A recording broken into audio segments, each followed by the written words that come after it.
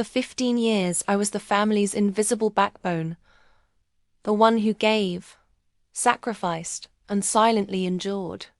But when my mother's 60th birthday party came around, something inside me finally broke. I disappeared without a trace, leaving behind the chaos I had spent years managing. But as my family searched for me, they realized I wasn't just gone. I had disappeared for good. What they didn't know was that my disappearance was only the beginning of a long-buried secret. The real question was, would they ever get me back, or had they lost me forever? For 15 years, I had been the family's go-to person, the one they could rely on without hesitation. My role? To be their free nanny. A silent, unsung hero in the background, taking care of everyone's needs but my own. It wasn't just about babysitting the children. No, it went deeper than that. I was the one who picked up the pieces when they fell apart, who filled in when plans fell through. Every event, every gathering, every moment in the family's chaotic life seemed to circle back to me. The thing about family is that they never really ask if you're okay. They never ask if you're happy or fulfilled. They simply assume you will be there. No questions asked, no complaints voiced. They know you love them, and that's enough. But over time, that love gets suffocated by the weight of duty. It all started so innocently. When my youngest sister had her first child, I was there. It wasn't a big deal. It was just what families did for each other. But then it continued another niece, another nephew, and suddenly, I was the designated caretaker. I was the one who dropped everything to rush to their aid. I became the unofficial nanny, the one who looked after their kids, cleaned their messes, and ensured that their lives ran smoothly. I didn't mind at first. It was family, after all. But after a decade of sacrifices, I started to feel the cracks forming. The joy I once felt in helping them began to fade. I had no time for myself, no space to follow my own dreams or tend to my own needs. My life became a series of obligations, my wants forgotten, my personal growth stunted. Every birthday, every holiday, every family event, I was there, the one who made sure everything was perfect, while my own life slipped away unnoticed. The sacrifices became bigger, the expectations more relentless. There were no thank yous, no recognition, just the understanding that this was my role, this was my place. The unspoken agreement was clear. I was to be there when needed, without question or complaint. The tension between what I wanted for myself and what they expected of me grew unbearable. Yet, I stayed. Because that's what family does, right? You sacrifice for them. You put your life on hold to make sure there's a smooth and perfect. But that silent agreement was slowly eating away at me. And then came Mom's 60th birthday. It was supposed to be a special occasion. But to me, it became the breaking point. Mom's 60th birthday party was planned for months. There were decorations, a guest list, catering, and the typical family chaos. I was in charge of everything, of course.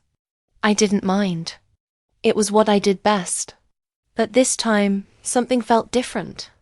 This time, I wasn't just managing the event, I was drowning in it. It started with the invites.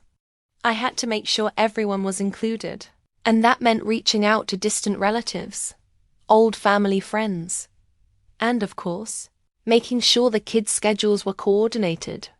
Then came the decorations, making sure the theme was just right, arranging the flowers, and in the midst of it all, cleaning the house because the family simply couldn't get it together.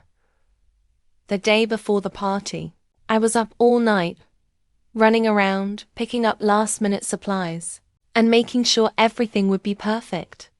I was exhausted, yet no one seemed to notice. They were all too busy with their own lives, their own plans, to realize that I was about to break. But I didn't say anything. I never did. The day of the party arrived, and, as expected, I was the one who set everything up, made sure the food was ready, and greeted the guests as they arrived. I smiled, as always, but this time it felt different. It wasn't just the exhaustion. It was the realization that I had given everything my time, my energy, my youth, and no one had ever stopped to ask what I wanted. No one had ever asked how I was feeling or what I dreamed of. I was so caught up in making sure everything was perfect for everyone else that I had completely forgotten about myself. And as the party went on, I realized I was invisible.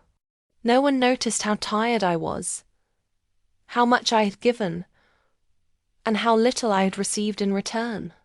It was just expected. The children ran around, the adults mingled, and I kept moving like a cog in a machine. But then something snapped. A quiet voice inside me said, "Enough. Enough of being invisible. Enough of being the one who never got the recognition or the rest. Enough of being the family's free nanny without a choice, without a say." I quietly slipped away from the chaos. No one noticed. I didn't announce it. I didn't make a scene. I simply disappeared. When I left, I didn't have a plan. I didn't have a destination. I just knew that I couldn't stay any longer. The years of being taken for granted, the silent expectations, had finally broken me. I needed space. I needed to breathe. I needed to live my life, even if it was without them. I left behind everything: the family, the responsibilities, the guilt. For the first time in years, I felt free. But freedom came with its own set of challenges. There were phone calls, messages, and desperate attempts to bring me back. But I ignored them. I needed time away. Time to figure out who I was without the label of nanny attached to my name.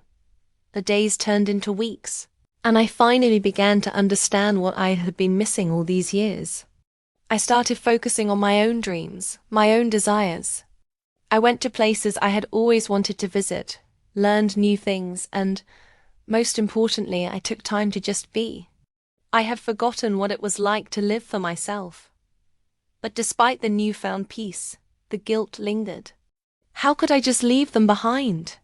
Was it selfish of me to walk away? My mind constantly battled with these questions, but my heart knew the truth. I couldn't keep sacrificing myself for people who never truly appreciated what I did. The first few weeks after I left were the hardest. The quiet was deafening. I had spent so many years surrounded by constant noise, children's laughter, the hum of daily life, the endless chatter of my family, that when I was finally alone, it felt like a strange void. I remember sitting in my apartment, staring at the walls, unsure of what to do with myself. I had never been alone like this. Sure, I had moments of solitude over the years, but I had always been a part of something. I had always been needed.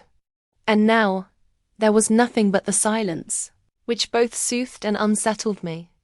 I turned off my phone, the one lifeline to the chaos I had left behind. I didn't want to hear their voices, their pleas for me to return. I didn't want to be reminded of the guilt that hung over me like a cloud. For the first time, I allowed myself to breathe freely, to exist without being someone else's caretaker. But the relief was bittersweet. It didn't take long before the messages began. They came in waves: texts, calls, emails, and even visits to my apartment. My sister Sarah was the first to show up. She came with a basket of fruit, pretending everything was fine. "Mom's been asking for you," she said, her voice shaking. "Everyone's worried. Please, come back. It's not the same without you." I didn't know what to say. What could I say? The words that echoed in my head were harsh and unspoken. "You never asked me what I needed. You never saw me. You just took and took and took." But I didn't say that. Instead, I smiled faintly and told her I needed time. I told her I wasn't ready to come back, that I needed space to figure things out. The truth was, I didn't know what I wanted yet. I didn't know who I was without the weight of family expectations crushing me.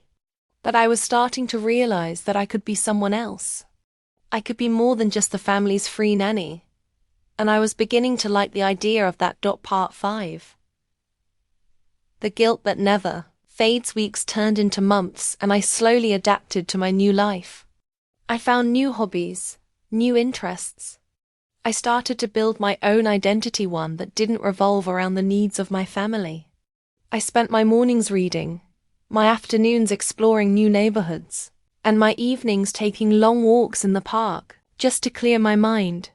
But even in the peace of my newfound independence, the guilt never completely disappeared. I thought about them, often the children I had raised as if they were my own. My siblings who had never seen the toll it had taken on me. My mother who had always assumed I would be there. One evening, as I sat in a coffee shop, a message from my mother appeared on my phone. It was simple. Just a few words. I miss you. Please come home. The message was a dagger to my heart. I hadn't realized how much I missed her too. But that didn't change the fact that I was still angry. Angry at the years of invisible labor, at the constant demand for my time and energy, at the expectation that I would always be there without question. I didn't respond right away. Instead, I turned the phone over and stared out the window, watching the world go by. I wasn't ready. I wasn't ready to go back and fall back into the same patterns.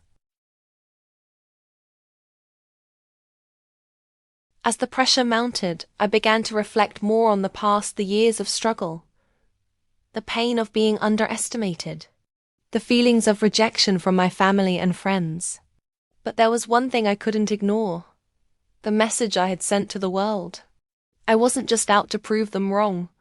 I was out to prove to myself that I could overcome any obstacle. It wasn't long before I started to reconsider my relationship with my family.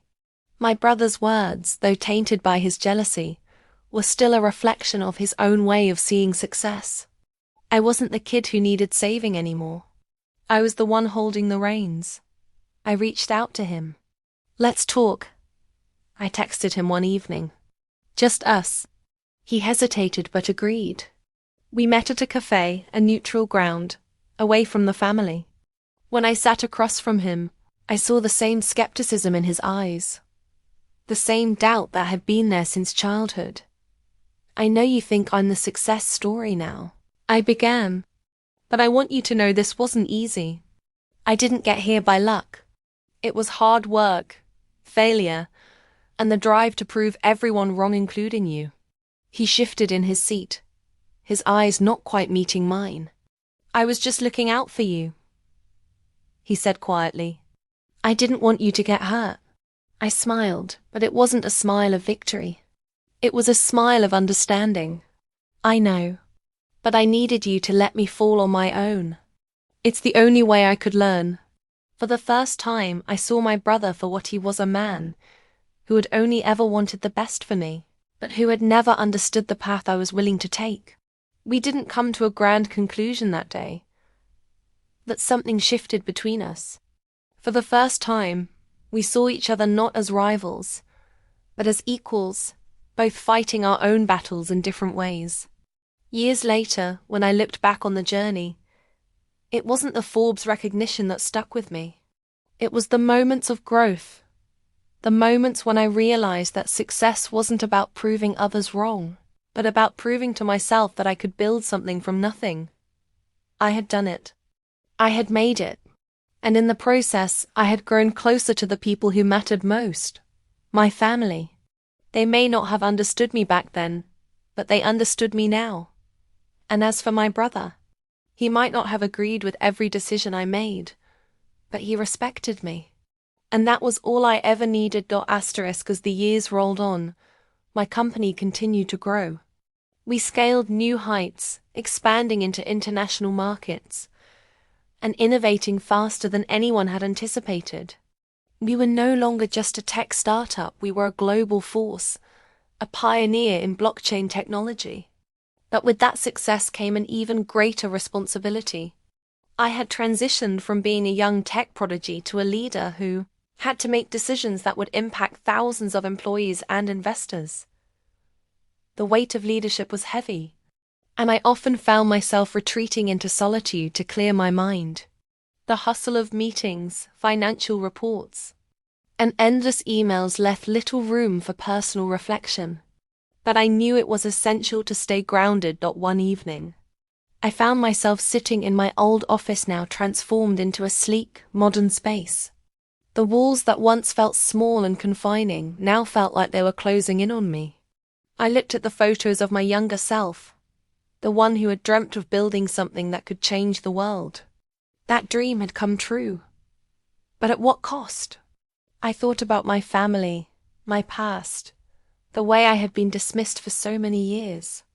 I realized something profound. Success wasn't just about achieving the goals I had set for myself. It was about understanding the people who helped shape who I had become. I called my mother, my father, even my brother. "I'm coming over," I told them. It had been a while since I'd taken the time to reconnect with them on a deeper level, away from the distractions of business and success.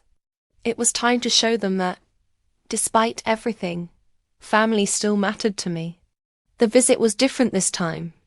My brother greeted me at the door, and for once, there was no tension, no rivalry.